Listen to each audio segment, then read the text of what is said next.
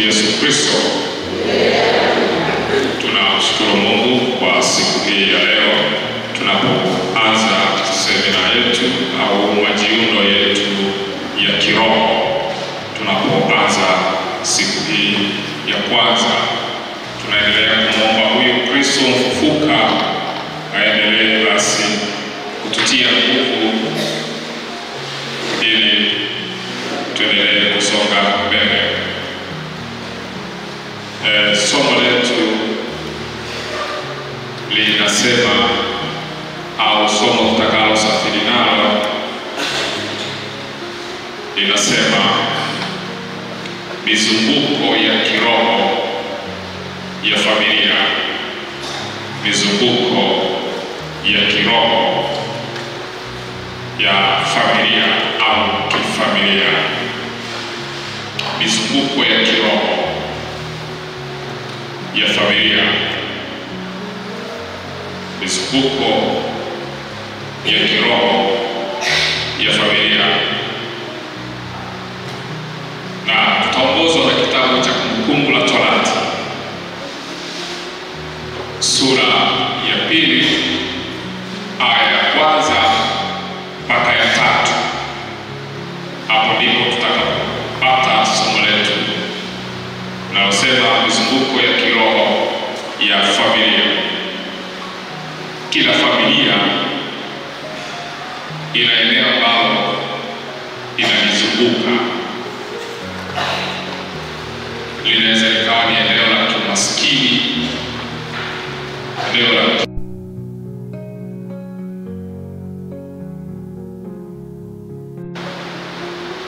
kutumikishwa. Kwa hivyo ndipo tutakapoona somo hili siku hii ya leo. Nitasoma hicho kitabu cha Kumbukumbu la Torati sura ya 2 aya ya 1 mpaka ya 3. Inasema, ndipo tukageuka tukashika safari yetu kwenda jangwani kwa njia ya bahari ya Shamu, kama alivyoniambia Bwana. Tukawa kuizunguka mlima, tukawa tukizunguka milima ya Seiri siku nyingi. Bwana akanena akaniambia, mlivyouzunguka mlima huu vyatosha. Geukeni upande wa kaskazini. Mlivyouzunguka mlima huu vyatosha. Geukeni upande wa kaskazini. Wana wa Israeli baada ya kufika kwenye hii milima ya Seiri walijikuta wanaizunguka hii milima kwa muda mrefu, mpaka Mungu akashtuka akasema, kwa nini wanazunguka hapo muda mrefu sana? Akamwambia Musa kwamba mlivyouzunguka mlima huu vyatosha. Geukeni upande wa kaskazini. Nidhani kwamba hawa wa Israeli hata wao pia inawezekana walikuwa hawajui kwa nini wanauzunguka au wanaizunguka ile milima ya Seiri. Wao walikuwa wanajikuta tu wanazunguka pale pale, baada ya kupiga hatua wakajikuta wanaendelea kuizunguka hiyo milima ya Seiri kwa muda mrefu. Ndipo Mungu anamwambia Musa, mlivyozunguka mlima huu vyatosha. Geukeni upande wa kaskazini.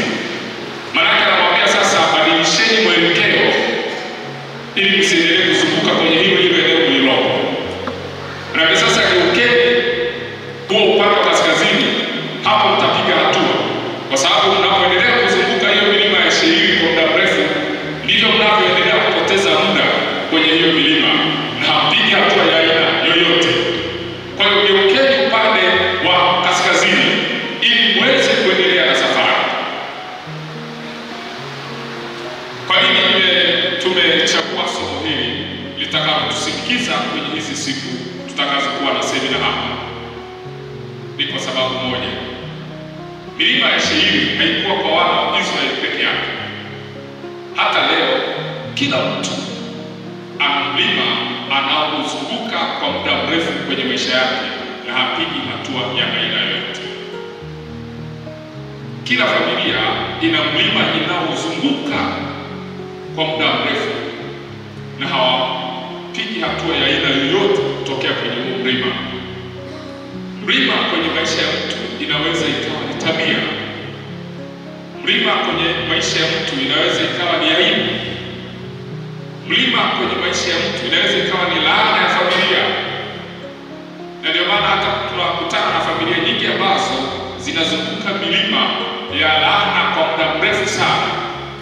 Tatizo lile la muda mrefu ambalo lilitesa kizazi kilichopita bado linaendelea kutesa na kizazi kilichopo. Maana yake ni kwamba hiyo familia inaizunguka milima ya Seiri.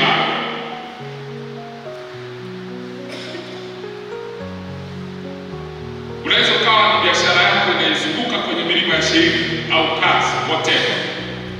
Ndipo sasa tunapotaka kuangalia maana ya kuzunguka mlima kiroho. Maana yake ni nini?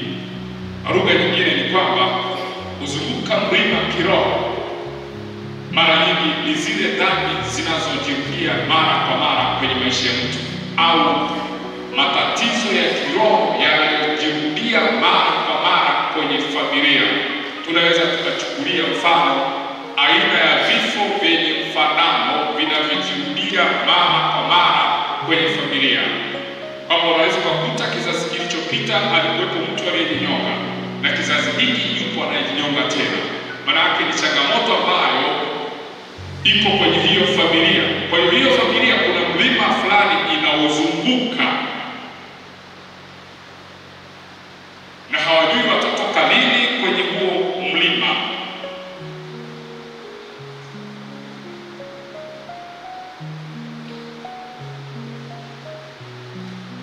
Mizunguko ya kiroho inayojirudia kwenye familia ipo ya aina nyingi. Nilikutana na dada mmoja kwenye usichana wake, alijitunza sana. Nikafika amesoma kuanzia madarasa ya awali mpaka chuo kikuu. Alikuwa hajawahi kuhusiana kimapenzi na mwanaume yoyote mpaka alipofunga ndoa, jambo ambalo kwenye nyakati zetu linaonekana kuwa ni changamoto, lakini yeye aliliweza. Kwa hiyo alipofunga ndoa takatifu, akaingia kwenye hiyo ndoa, akapata ujauzito. Amesafiri na huo ujauzito kwa muda wa miezi 9. Siku anaenda kujifungua, amejifungua kabisa mtoto, lakini baada ya masaa machache yule mtoto akafariki. Ndio mtoto wa kiume. Yule binti akajiuliza, Mungu, ni kosa lipi ambalo nimekukosea kiasi cha kwamba unanipa pigo na kuchukua mtoto wangu? Je, hauoni namna ambavyo nimejitunza toka nikiwa binti na mpaka nimeingia kwenye ndoa nikiwa sina ndoa la aina yoyote, sikuwa muhuni mpaka leo? Mungu, kwenye upande wa zaka niko sawa. Ulikumbushe ni lini nimekuibia toka nilipopata mshahara. Ulikumbushe Mungu ni lini. Maana hata nilipopata ajira ya kwanza malipo nilitoa, ile mshahara wangu wa kwanza wote nilitoa. Kwa hiyo nilipofika kumsalimia, ndivyo alivyokuwa ananiuliza haya maswali. Niambia, labda unisaidie kumuuliza huyu Mungu, ni kosa gani ambalo mimi nimemtendea kiasi hicho? Ananikatili kiasi hiki? Kama ni zaka niko vizuri, kama ni kwenye swala la ndoa nimekuwa mwaminifu kwa mume wangu mpaka leo, lakini kwa nini Mungu amenipa kosa, amenipa adhabu ambayo itanijeruhi maisha yangu yote? Unajua, kujifungua mtoto historia mbaya sana. Kwa hiyo hii ni teso ambalo utatesa kwa muda mrefu sana. Nikapata wakati mgumu sana wa kumshauri yule binti.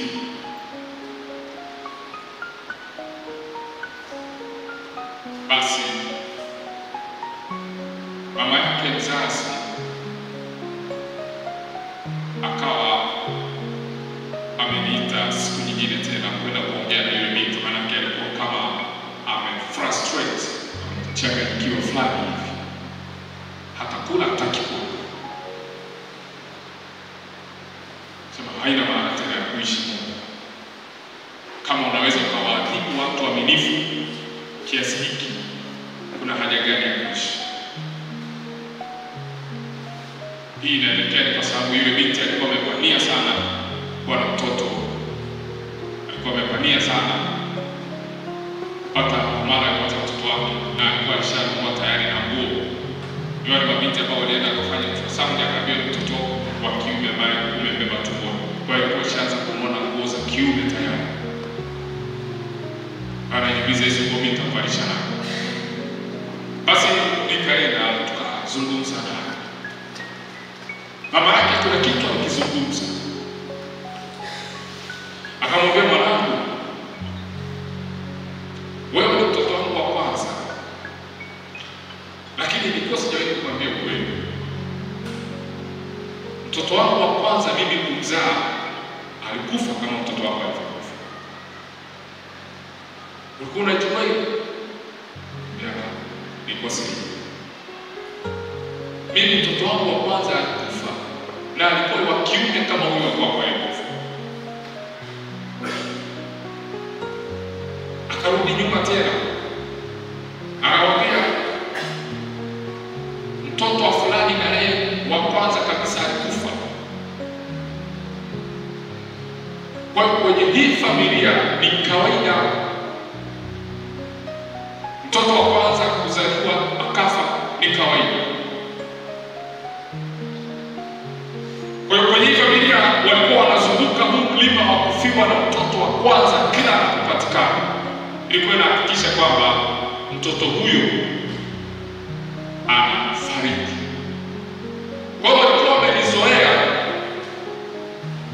kama pigo la familia au kama utamaduni wa familia, kwamba inatokea mtoto wa kwanza, sisi ni kawaida. Mimba ikiharibika sawa, tunajua hapo kizaa huyo mtoto haishi. Walikuwa wanazunguka kwenye eneo la kufiwa na mtoto wa kwanza kwenye hiyo familia. Hii mizunguko ya kiroho, hakuna familia ambayo haina mizunguko ya kiroho. Inawezekana familia zingine zina mizunguko ya kiroho yenye mwelekeo wa baraka, zipo kabisa. Lakini familia nyingi zina mizunguko ya kiroho yenye mapigo mengi sana. Na ndio maana hata wewe hapo ulipo ukikaa ukatulia, utagundua kwamba familia yako inazunguka kwenye mlima fulani au kwenye eneo fulani. Unaweza ukawa ni ugonjwa ambao kila mwanafamilia anaupata. Unaweza ukawa ni mlima ambao unauzunguka, kwamba mkisikia kwenye ukoo mtu amekufa kwa presha na ushtuki, kwa sababu unajua kwenye ukoo kuna ugonjwa wa presha. Ni mlima na uzunguka. Unaweza kukaa kwenye familia ambayo kila mtu anapokaribia kufanikiwa anafariki. Mahali fulani nilihudhuria msiba wa kijana aliyekuwa na miaka 40. Alifariki. Tulipofika kwenye ule msiba, tulikuta amefika kwenye nyumba yake aliyokuwa anajenga ili ahamie. Amefanya finishing kila kitu, ameweka na vigae kule ndani, akawa amefariki. Sasa tulienda kumzika kijijini kwao, na hiyo nyumba alikuwa amejenga pale kijijini kwao. Yeye alikuwa anafanya biashara zake mjini, lakini alikuwa anaishi kijijini. Alikuwa anajenga nyumba kijijini kurejesha heshima. Tulipoangalia kwenye yale makazi makazi yao hakuna nyumba nzuri iliyokuwa ipo kwenye yale maeneo, tofauti na nyumba ya yule kijana aliyefariki. Na watu wa ukoo walipoonekana, unajua kabisa kwamba wana shida.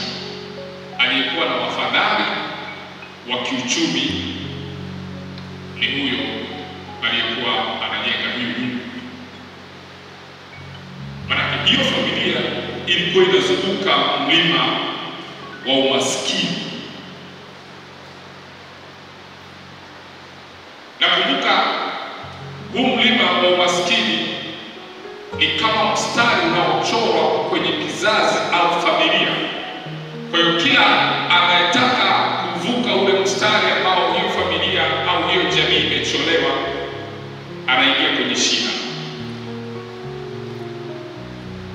Mizunguko ya kiroho aidha inaweza ikawa ni ya kitabia, ya kielimu, ya kiuchumi, ya kindoa. Kwa maana kila familia ina mzunguko wake inaozunguka, ina mlima wake inaozunguka.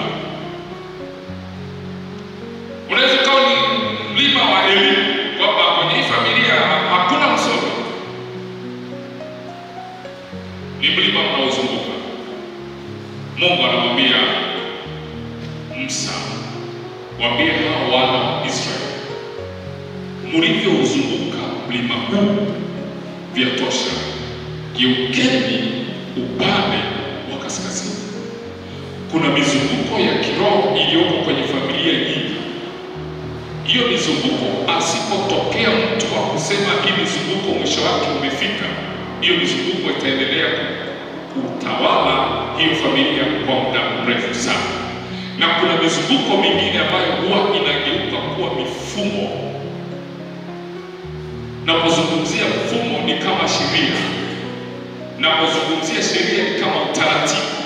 Kuna mifumo fulani ikitawala kwenye familia, inakuwa kama katiba ya hiyo familia, kwamba hawa wamepangiwa kuishi maisha ya hivi, au hawa wamepangiwa kufa vifo vya aina hii. Mizunguko ya kiroho ya kifamilia, family grassroots.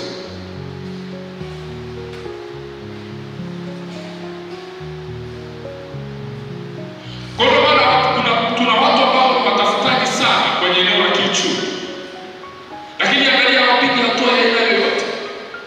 Lakini hao watu kirudi na ukatafakari, ukaangalia hali za kiroho za kiuchumi za familia wanazotoka, utagundua kuna mtu anapambana sana lakini hachomoki.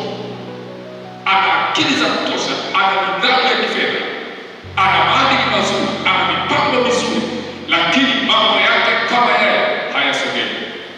Huyo mtu ukirudi ukakaa vizuri na ukatafakari vizuri, ukarudi kwenye familia ya asili anayotoka, kuna kitu utakigundua. Hasa eneo la kiuchumi. Ndio maana wakati mwingine unapotaka ufanikiwe kwenye hili eneo la kiuchumi, kabla ya kutaka kuinuka zaidi, ni vizuri ukaangalia hali ya kiroho ya kifamilia upande wa uchumi ipoje. Kwa sababu unaweza ukawa unataka utoboe, lakini kwenye familia unayotoka hakuna aliyesimama kiuchumi. Maana kuna mlima unaozunguka wote wa kutokuwa na uchumi imara kwenye familia.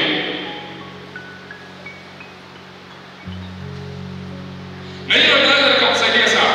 Ndio maana leo kuna watu wamesoma vizuri kabisa, lakini hali za kiroho za familia wanazotoka zimewazuia kuinuka kiuchumi.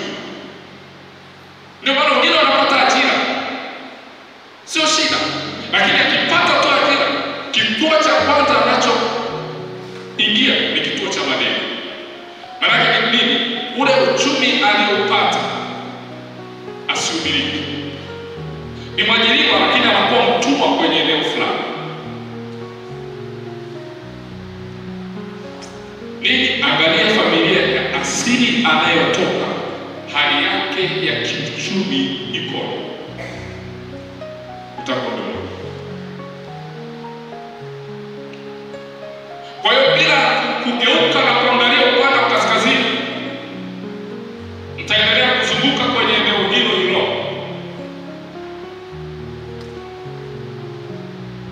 Mtaendelea kuzunguka mlima huo na kuna mahala mtapiga hatua ya aina yoyote. Kuna watu wengine ambao wanafikiri kwamba kushikiliwa kiuchumi ni uvivu. Naomba niwaambie, Shetani ametengeneza mifumo ambayo anaweza akaishikilia familia kwa muda mrefu sana, na hiyo familia ikashindwa kuelewa kwamba imeshikiliwa kimfumo. Na ndio maana mnaweza kukuta mna familia ambayo hakuna yeyote hata aliye na mashetani ndani ya hiyo familia, lakini hamsogei kwenye eneo la aina yoyote. Kwa nini? Unakuwa umeshikiliwa kimfumo, yaani ni mfumo ambao umewashikilia. Kumbuka huu mfumo unakuwaga kama katiba. Katiba ya Jamhuri ya Muungano wa Tanzania inasema hivi: raia wa Tanzania ataishi kwa taratibu hizi na hizi na hizi. Akiishi kinyume na hii katiba, maana yake anaitwa kama mhaini. Sasa familia nyingi zina mifumo iliyotengenezwa kiroho.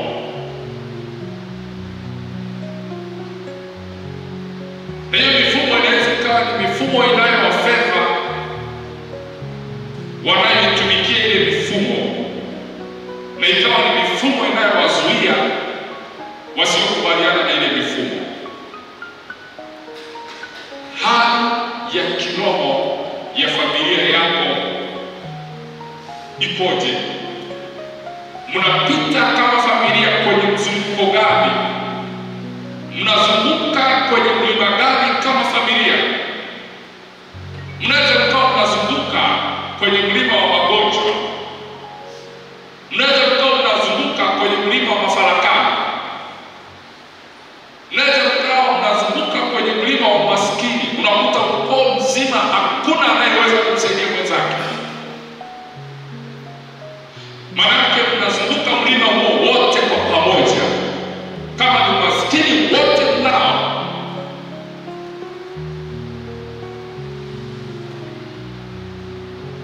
Na kuwa maskini, unaweza ukasoma bado kwa maskini. Unaweza kuwa unafanya biashara bado kwa maskini.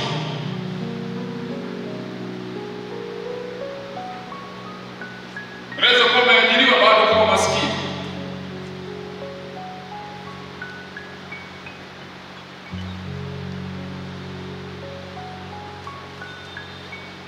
Na ngoja niwaambie kitu kingine. Shetani huwa ni mjanja sana. Kwa mfano, kuna baadhi ya laana kwenye familia huwa zinaelekezwa kukaa kwenye eneo fulani. Ndio maana sio kila laana inakaa kwenye maeneo yote. Kuna laana zingine zinakaa kwenye eneo fulani. Ndio maana unaweza kukuta kwenye baadhi ya familia watoto wa kiume wa familia hiyo hawana shida yoyote, lakini watoto wa kike wana shida. Kwa hiyo unaweza kukuta kwamba hiyo laana imeelekezwa iwasumbue watoto wa kike peke yake. Watoto wa kiume hawana shida, wakifanya mambo yao yanaenda, lakini watoto wa kike shida hiyo. Au unaweza kukuta familia fulani watoto wa kike hawana shida ya aina yoyote, wanaolewa, wanazaa, wanaishi, wanafanya biashara, mambo yanaenda, lakini watoto wa kiume ndio sababu unakuta wote ni walevi, wote ni wavuta bangi, wote hawaeleweki hivyo. Yaani hakuna cha maana wanachokifanya, hawana utulivu. Maana yake nini? Unaweza kukuta hiyo laana imeelekezwa kwenye eneo la watoto wa kiume peke yao. Kwa hiyo unakuta huo mzunguko wa kiroho wa hiyo familia uko kwenye upande wa watoto wa kiume peke yake, lakini watoto wa kike hawazunguki huo mlima. Wanaozunguka huo mlima ni watoto wa kiume peke yake. Ndio unaweza kukuta familia nyingine hamna shida kwenye eneo lolote, iwe ni uchumi iko nao, iwe ni elimu iko nao, lakini hamna uzazi. Maana yake ni kwamba mmeelekezwa mzunguke mlima wa uzazi, mnatafuta vyovyote mnavyotafuta, lakini hapati.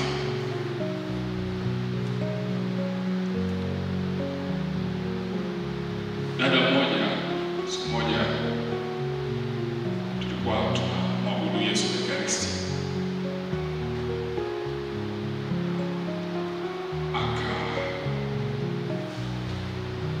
akapata changamoto. Ni kama zile roho zilizokuwa zimefunga zilijitambulisha katika tunamwabudu Yesu Ekaristi. Akajikuta hangaika sana.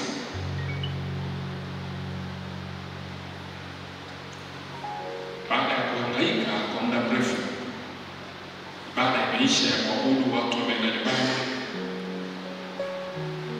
akabaki peke yake. Baada ya kubaki peke yake, tulienda na padre kumnyunyizia maji ya baraka.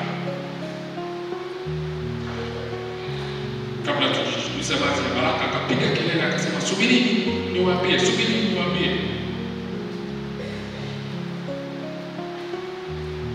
Sema tumemfunga yeye na dada zake. Tumemfunga kwenye eneo gani? Akasema kwenye huu ukoo watoto wa kike wote huwa wanazaa watoto wasio na akili, manake mataia.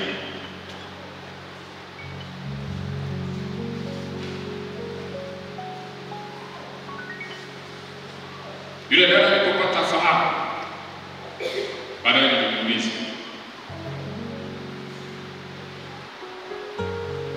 sema na watoto wangapi? Akasema na mtoto mmoja. Mko wangapi kwenu watoto wa kike? Akasema watoto wa kike tuko 4. Wengine wameshaolewa na kupata watoto. Sema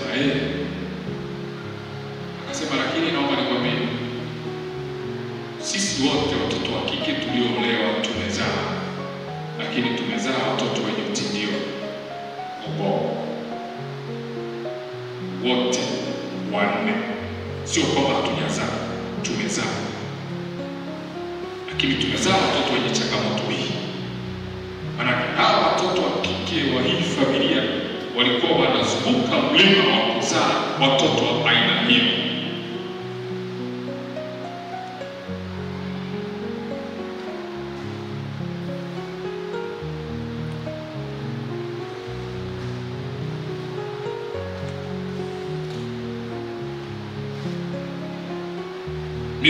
Hasa mizunguko ya kiroho ndio imerudisha mafanikio ya watu wengi nyuma sana.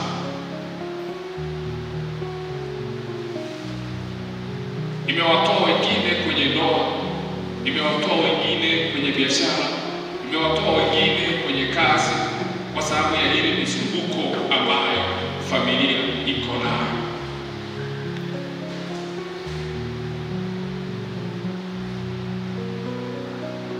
Ndio maana unapoolewa au unapooa, ni muhimu sana ukachunguza mizunguko ya kiroho ya familia uliyoenda kuoa, au mizunguko ya kiroho ya familia uliyoolewa.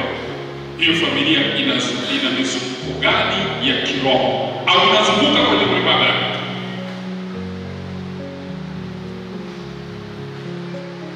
Na kunaweza kaenda watoto utakaowazaa wakazunguka ule mlima ambao hiyo familia inauzunguka.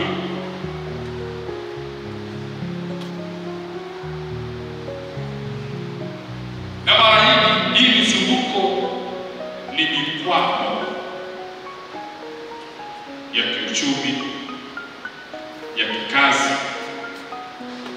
Ukisoma kile kitabu cha waraka wa kwanza wa Mtume Paulo kwa Korinto sura ya 16 mstari wa 9, kuna jambo ambalo Mtume Paulo analizungumza. Anazungumza kwa kusema, waraka wa kwanza wa Mtume Paulo kwa Korinto sura ya 16 aya 9, anasema, kwa maana imefunguliwa mlango mkubwa wa kufaa sana, na wako wengi wanipingao. Kwa maana nimefunguliwa mlango mkubwa wa kufaa sana, na wako wengi wanipingao.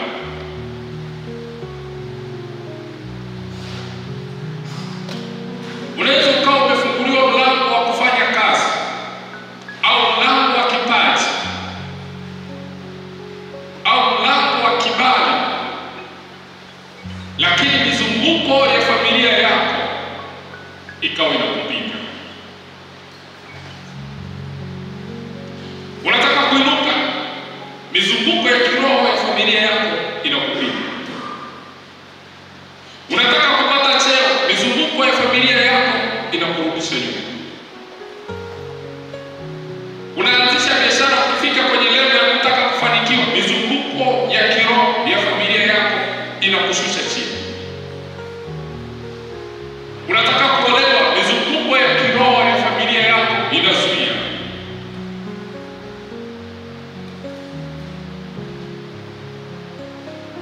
Ni muhimu sana kuangalia mizunguko ya kiroho ya familia yako ni mizunguko ya aina gani.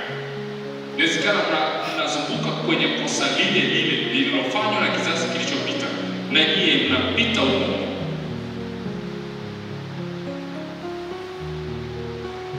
Mizunguko ya kiroho ya kifamilia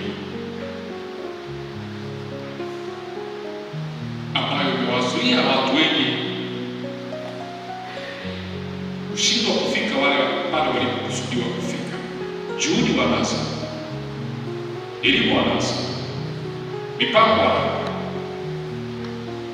lakini kufika mahali wanapotamani kufika hawafiki. Kwa nini?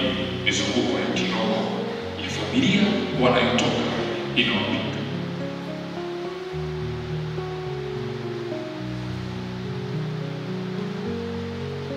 Ndio maana wana wa Israeli walikuwa wanazunguka kwenye hii milima ya Seiri kwa muda mrefu, lakini hawajui walikuwa wanazunguka kilichokuwa kinawazungusha. Ndio maana mpaka Mungu akashtuka, akasema, hawa watu mbona hawasogei? Akamwambia Musa, mlivyozunguka mlima huu vyatosha, geukeni upande wa kaskazini. Wewe nirudie kusoma Kumbukumbu la Torati sura ya 3, sura ya 2.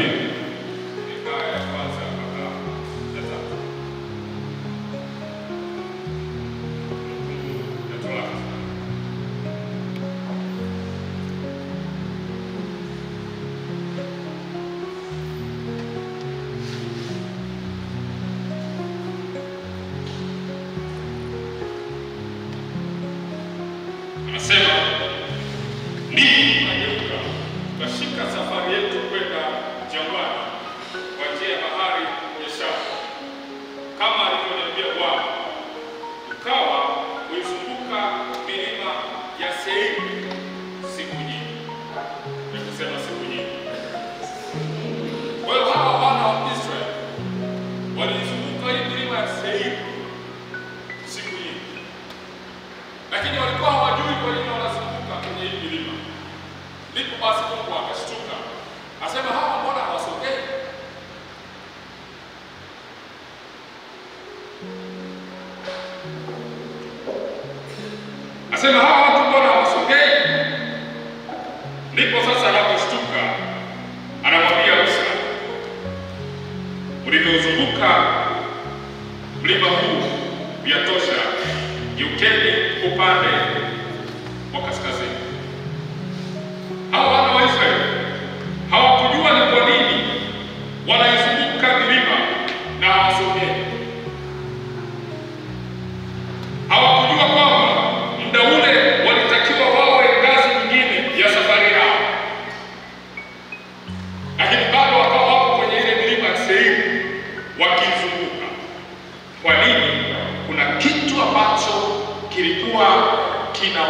kuwavukisha kiroho kwenye hii milima ya Seiri.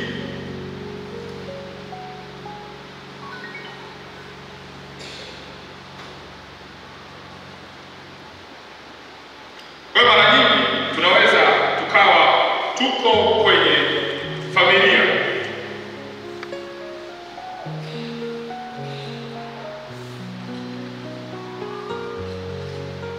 ambapo tukawa tunazunguka kwenye eneo ambalo hatujui ni eneo la namna gani.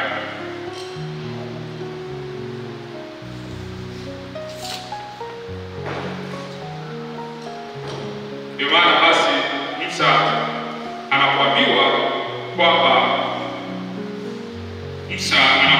kwamba geukeni upande wa kaskazini, Musa hapotezi muda, anawaambia wana Israeli wanaacha kuzunguka ule mzunguko waliokuwa wanazunguka, wanaanza safari yao ya kuelekea kwenye nchi ya ahadi. Kumbuka, hawa wana wa Israeli walikuwa wako safarini kuelekea kwenye nchi ya ahadi. Kwa unaweza ukawa uko kwenye safari yako ya kuelekea mafanikio ya ndoto zako, lakini ukafika kwenye kituo ambacho kinakugandisha kwenye kutu, unazunguka kwenye hilo eneo kwa muda mrefu, na kumbe ni eneo ambalo limetokana na mizunguko ya kiroho ya familia unayotoka.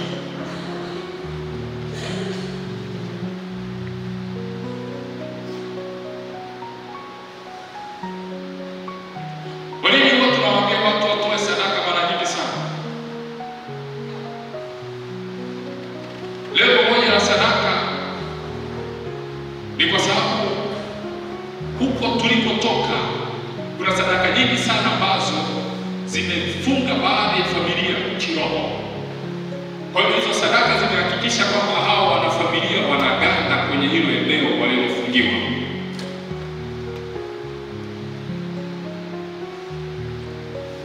Hasa moja nikwambie, vita ya sadaka inapiganwa kwa sadaka. Vita ya kisadaka inapiganwa kisadaka, haipigani kimaneno. Hauwezi ukawa unalalamika kwamba jambo hili linatesa kwa muda mrefu, jambo hili linatesa kwa muda mrefu, bila kuchukua hatua. Kumbuka, hilo jambo haliko hapo accidental, liko hapo kwa sababu lililetwa na sadaka, na ili liondoke hapo lazima liondolewe na sadaka.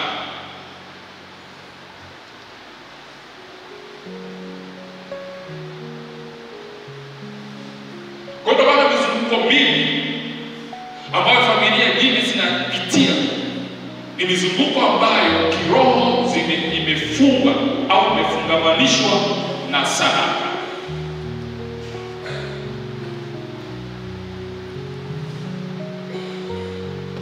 Hiyo sadaka inakuwa inashuhudia kwamba mzunguko huu kuna sadaka ya kondoo ilitolewa, mzunguko huu kuna sadaka ya mbuzi ilitolewa, mzunguko huu kuna sadaka ya mtu ilitolewa. Tunatoka kwenye makabila ambayo baadhi ya makabila yakiwa yanafanya sherehe mpaka yaue mtu. Angalia huo mzunguko wa kiroho utakaoifunga hiyo familia kwenye hilo eneo, kwamba wanaamini kwamba ili sherehe yao isiwe na shida lazima wahakikishe kwamba wanaua mtu ili sherehe iende sana. Hilo ni agano linakuwa limefungwa. Kwa hiyo mwe mna uhakika kwamba makabila ya aina hiyo au familia ya aina hiyo lazima itakuwa imefungamanishwa na kitu kinachoitwa mauti ndani yake. Kwa nini? Waliua mtu ili kufanikisha sadaka, ili kufanikisha sherehe yao.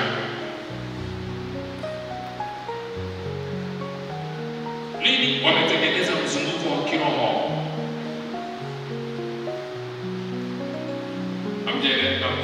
Tusome kitabu cha Maombolezo sura ya 5 ule mstari wa 7, labda Maombolezo sura ya 5 mstari wa 7. Kitabu cha Maombolezo kiko mbele ya kitabu cha Yeremia. Maombolezo sura ya 5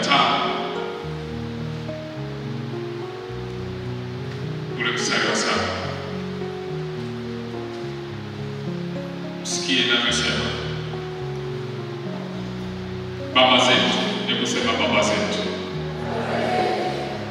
Baba zetu walitenda dhambi hata hawako, na sisi tumeyachukua maovu yao. Hebu sema na sisi. Baba zetu walitenda dhambi hata hawako, maana yake hawako, na sisi tumeyachukua maovu yao. Angalia mstari unavyosema baba zetu, maana yake ni wengi. Walitenda dhambi hata hawako, na sisi tumeyachukua maovu yao. Sasa Biblia haisemi walitenda dhambi gani, kwa sababu kila familia ina dhambi ambayo inatofautiana na familia fulani. Familia A dhambi yake inaweza kuwa tofauti na familia B. Mababa wa familia B walitenda dhambi fulani na mababa wa familia A walitenda dhambi fulani. Sasa angalia, kizazi hakirithi laana, ila kizazi kinarithi matokeo ya laana iliyoko kwenye hiyo familia. Yaani mtoto hawezi akarithi laana ya baba yake, lakini anaweza hakuna namna anaweza akakwepa matokeo ya laana ya baba yake.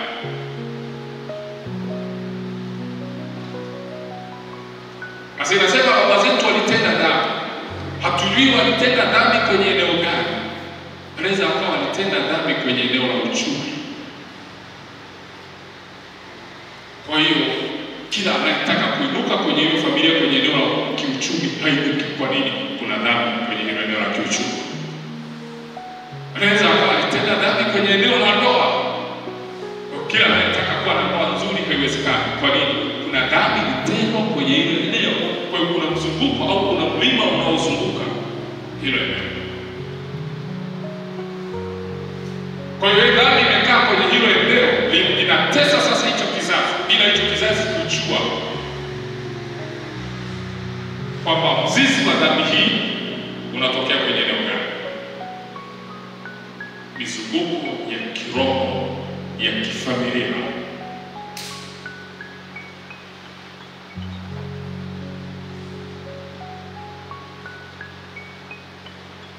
inaweza ikawazungusha hata wale ambao hawakutenda hiyo dhambi.